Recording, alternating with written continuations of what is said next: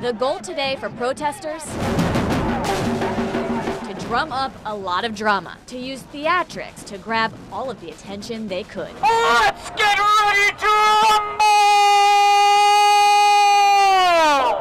They even staged a mock boxing match with the so-called Titan of Terror, B of A's CEO. The destroyer of dreams, Brian Big Banks Moynihan! All the noise, all the people, aimed at breaking through this big glass barrier where Bank of America's executives personally listened to a lot of complaints, but only if they came from shareholders.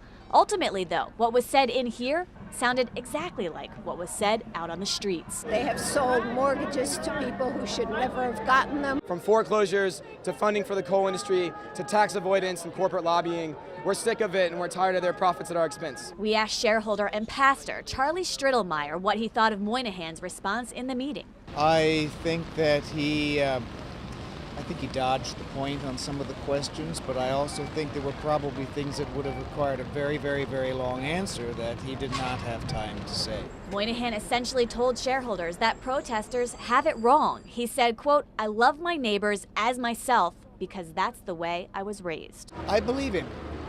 I believe him.